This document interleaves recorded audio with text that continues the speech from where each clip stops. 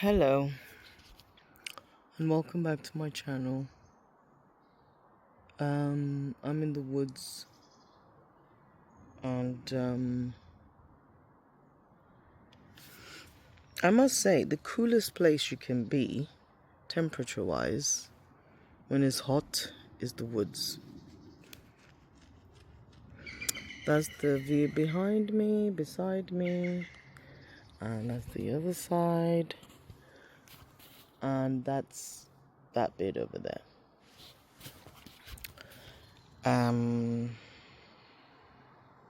I found a cleaner bench, much cleaner, because I noticed that there's nowhere for birds to perch up above, so there's hardly any poo on there. The little bird poo there is literally on the edges, and I actually wish I brought a blanket so I could lie down. One thing I tried, was it last winter, maybe the winter before, when I was so sick, but I was like, I've booked it, I'm going. And it was winter, it was December. It's forest bathing, which when I tried to explain it to a black woman, she looked at me like I was crazy. But forest bathing is, anyway, Google it, and I need to sign up for another one.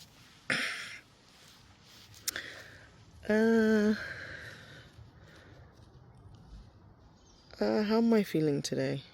I feel okay. I've been walking for a while, and then I've come here because I just needed to be here today.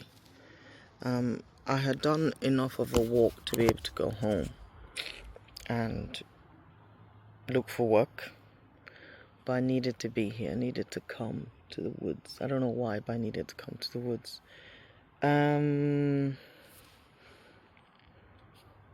There's a lot of stuff I'm thinking about. Quite a lot. Again, I forgot my selfie stick, so it's really annoying having to hold it. But it's fine.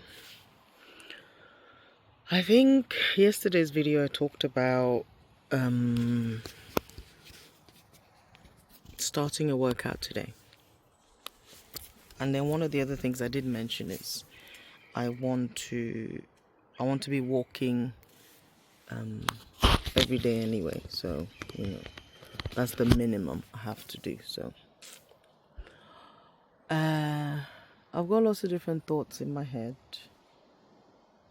and I'm just gonna ramble through them because we're not organized yet,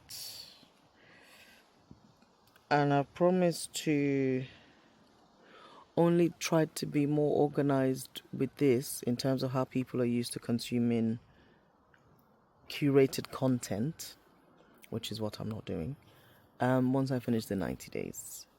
The aim of this is to just post daily, not necessarily record daily, but post daily.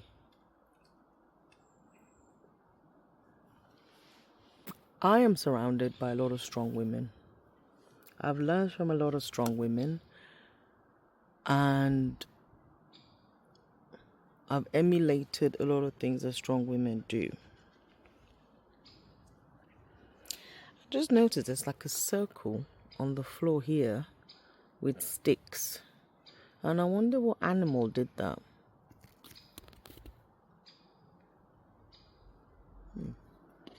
If I was in Nigeria, they would say it's a sacrifice that someone is preparing. Anyway, I'm surrounded by some strong women. I know some strong women. I meet a lot of strong women every day. And by that I mean mentally, emotionally, spiritually strong women. I spent time with a couple yesterday, and it was worth the drive there. I mean, I love driving anyway, so I get to listen to my podcasts and have some me time. But just listening to how these women are still, like, I don't even know what to say. And these women in particular are raising boys. They're raising black boys. And I'm raising one black boy.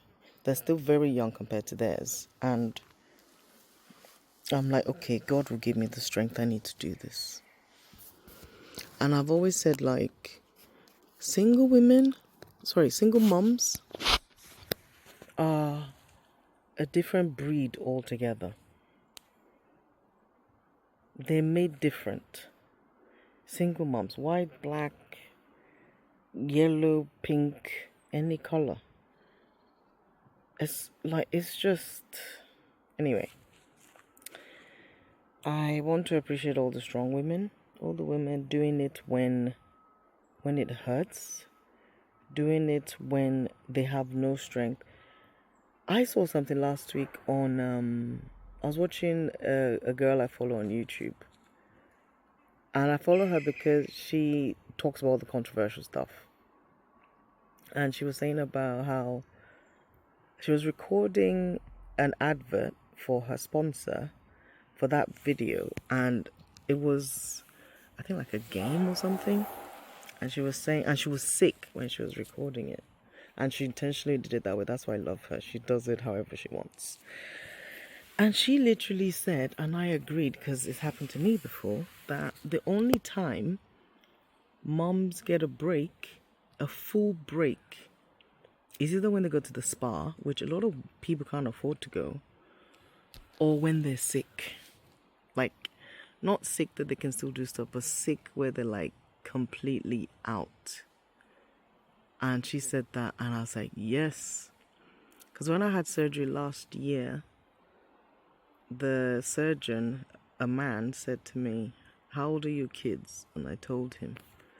And he said, okay, instead of keeping you here for 2 nights, we're going to keep you for 3, possibly 4, just so you can have a rest. And I was like, thank you. Oh. And it was private health care. So I had my room, my TV, I could press a bell, people can bring stuff to me. It was amazing. My own bathroom, everything. I even had a sit-down shower. So when my friend said it yesterday that she that was the only time in the last 12 months, so the only time the last 12 months that her BP, blood pressure, was not high was when she was sick in the hospital. Can you imagine? So, as a feminist, as a self-confessed feminist, I have a problem with any woman, well, my brand of feminism anyway. I have a problem with any woman going through any sort of turmoil because, like, it's like 85 to 90% because of a man. Let's be honest, it's usually 100% a man. But I don't want to say 100% because at the end of the day, how somebody makes you feel is still kind of your decision, if that makes sense. And I can say that only because I've done a lot of work on myself. I've done a lot of work in my marriage. I've done a lot of work with my husband to get to where we are. And we have this sort of relationship now where when certain things happen, he is the man I have to go to ask, like, come, wait, why are you people like this? Why are your people like this? Because you're not. Like, and I know for a fact that my husband's accountable to God, for sure. So the number one thing is, if you're with a man that's totally and fully accountable to God on the real, his likelihood to do certain things will be limited. Like, if someone has a posture of heart where they know there's a higher power that can check them, and I think I mentioned this in the video before, there's a lot of things they won't do to hurt other people, especially the women that they're either married to or they have children with. So I'm listening to these women and and for me, I now do this thing where I'm like, okay, fine, this thing has happened. What can we do to change it? What can we do to What can I do to make a difference? What can I do? Because we can't all just gather around a kitchen table eating spicy chicken wings and complaining. We have to do something. And I remember one of the ladies I was talking to, there was a situation we're talking about, and I mentioned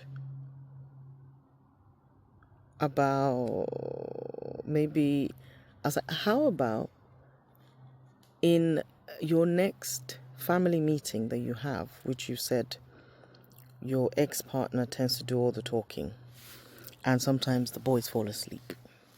But as far as he's concerned, he's done daddy duty. First of all, he's not in the country, he's in another country. So, and it's a tick box exercise in my mind. Hello again. So I ran out of space, so I stopped recording. I forgot that I moved a whole load of files to my cloud drive, and I forgot to empty my recycling bin. Because I'm telling you people, I'm not buying any fancy camera until at least 90 days of doing this, and also when I have money to buy it. So what was I saying? So these people that have this lovely family that have their family meeting every week, I said to the lady, how about in one of the meetings you say, in front of the boys and your ex-partner and their father, you say, the boys need you. The boys need you. We need to do something specific and exact of like what's the exact plan of how we're going to make this happen. And she said, and before I said that, I said, I kind of know you're going to respond in a way where it's purely based on culture. She's Nigerian as well. And as soon as I said it, she was like, no, she can't do that because he's going to feel disrespected. So my thing was like, he's going to be disrespected for you stating the obvious. It just didn't make sense in my head. But also, a lot of things culturally or as a society, or wider society, not just Nigerian, don't make sense. And how, especially in the Nigerian, West African culture, there's a lot of things that are so rooted in culture that they just accept it. Like, I have never understood. I remember my old church was probably the first time I knew that there are people that they're married, but their husband doesn't live here. He's in Nigeria. And I think, say, for one lady whose husband came, I think every 3 months or so, and he'd stay for like 2 weeks or something. And he loved his girls, from what I could see, the little I could see. And he was very present, and he loved his wife, and this, that, the other. I'm like, okay, the rest of them, their husband lived in... I think initially I even thought maybe the husband had passed away, but they just don't live here. And, or they go to another church, or they don't go to church. Like, it's not even the church thing, it's just the fact that you're here raising kids that you had together by yourself as a woman, and the partner is over there in another country. And sometimes they come for Christmas. Or like this lady I was speaking to yesterday, I think there was some sort of informal agreement that the boys would come back home for summer holidays.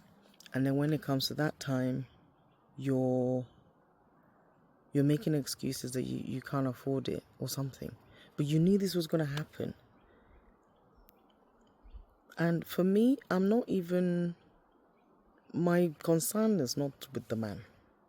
My thing is with the woman. Like, what are you... And I think The reason I can speak as openly as I do about these things is because I've had 2 mental health breakdowns, both since I've been married, both since I've been a mom,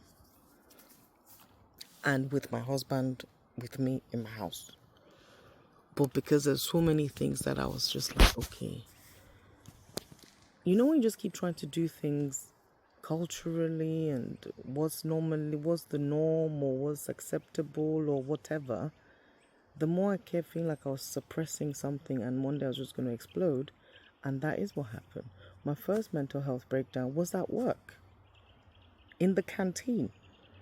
And it was a beautiful soul named Jay that saved me. Because she saw me and she recognized what was going on. And she stayed with me. And she made sure I was signed off work. She also happened to be was she head of HR? Something like that. She was a big wig in HR. And I remember we bonded over her nail color. She always had the most amazing nail colors. Like, her nail colors were just, I was always looking forward to Monday when I'd see what she had on. So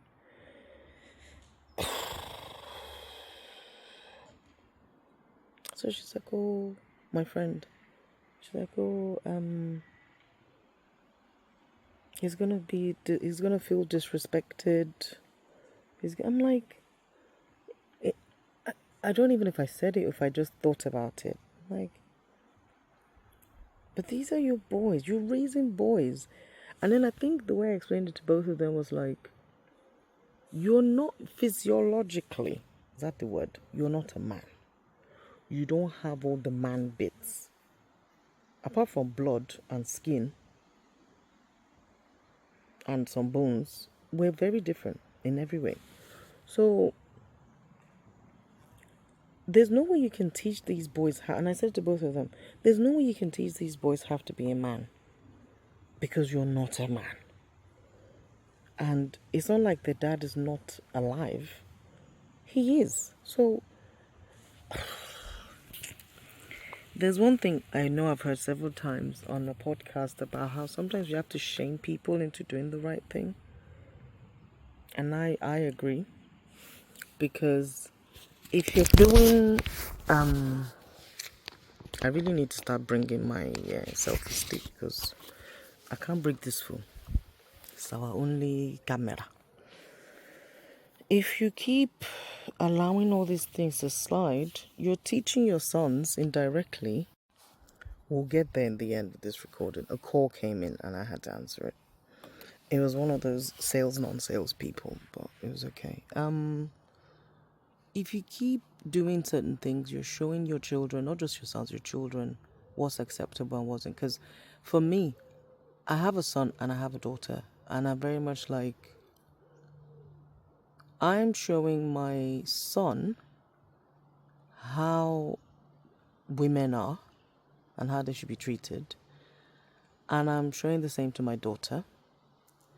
But I'm also hoping and praying and know that my son is watching his dad of how to be a man and how men treat women. And my daughter is watching her dad to see how men treat women. So we have to lead by example. We have to. And nobody gives you a manual of how to raise kids. So there's no right or wrong way. And even if you get it wrong, you can still change and get it right. And my thing is like, when you think about, maybe it's because of how many I see men. In terms of, if you cannot humble yourself and say when you're wrong and admit it. To me, when a vulnerable man is a man. Like, say what the matter is. Talk about it, And also, I've been in a lot of therapy, so there's a lot of things about myself I understand. But also, I realize that there's a lot of things that if most men or all men go to therapy or have therapy, the men that I know have had some sort of therapy, you can see how different they are. And I think more of them need to talk about it, so that, because a lot of men they have this herd mentality. When one does it, when an alpha male does it, or the alpha in their group, whatever, or an alpha does it, the rest of them, And therapy or counseling is something that they look at as, I don't know if they look at it as a sign of weakness or what. And then the ones that do go to therapy, they don't talk about it, So I don't know where it's been made to look like getting therapy or admitting you're having therapy is a weakness or a negative. I don't know. I don't understand men. So I'm thinking, if you go to therapy, all this, because these are grown men that haven't had their inner children, inner child, inner boys, helped, fixed, whatever. I mean, you can't fix anyone, but they don't understand it. And it goes back to what I was saying the other day about whenever I see certain people do certain things, I'm like, what happened to you to make you like this? What did you see? What were you told? How were you indoctrinated? So there's that. And then a lot of these men are, because okay, you can argue culture. That is the culture, blah, blah, blah. I know of a few of the older generation men that were born and raised and have grandkids now. They're born and raised in Nigeria, and they don't do any of the things that these other men do.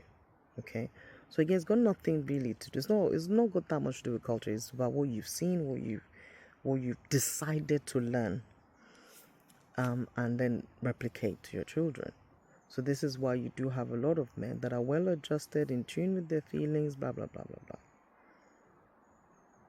And then there's the rest of them, which it's never too late to get help. It's never too late to get therapy. It's never too late to be better for yourself and for others. So when I got home yesterday, I remember I got home really late, after 1 a.m. and I sat down for a very long time. And I wasn't sad. I prayed for my friends. One of them that I had to drop off where she was staying, I actually prayed for her while we were in the car. And the strength they need is...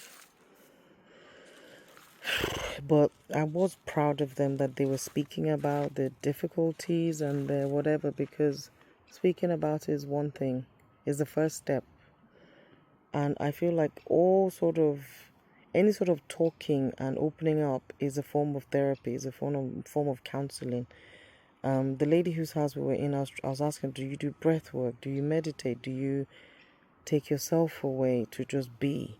Do you spend 30 minutes a day without your phone, before I started this recording, I sat here for a good 15 minutes doing absolutely nothing and just being.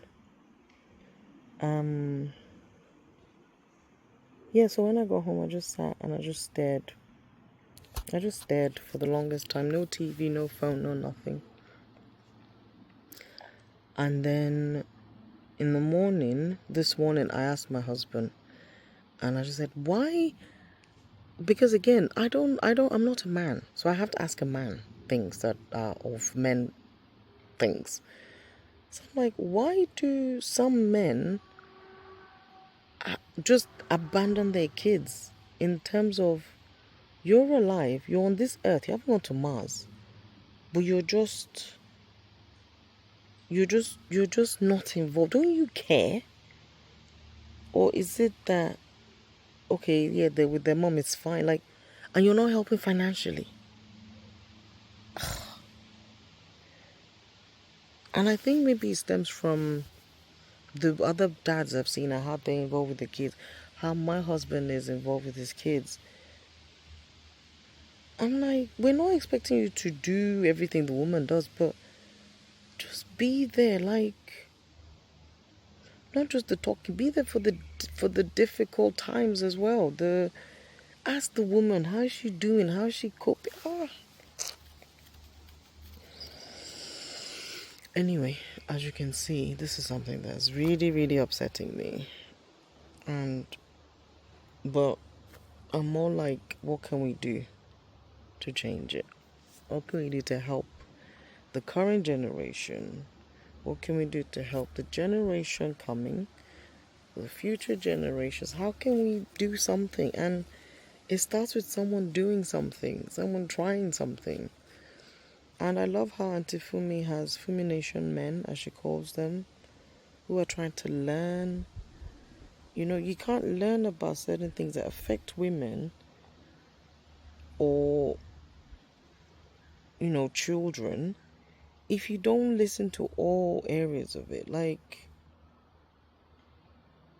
it's just, now the boys are disrespecting their moms because there's no, how are they supposed to be men when you're not there to teach them how to be a man? Anyway, that's my rant for today. Is it a rant? It's just what's on my mind at the moment. In other news, to lighten things up, I have finally succumbed and renewed my TikTok. I had TikTok when it was called Musically, but I don't know what happened to my account.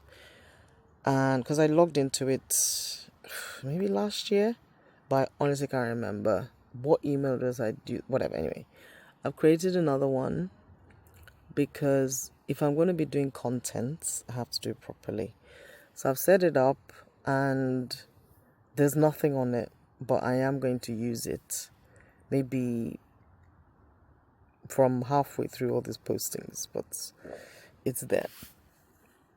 It's g.bizzle. So that's g.bizzle, because G-Bizzle was taken. So yeah. What else?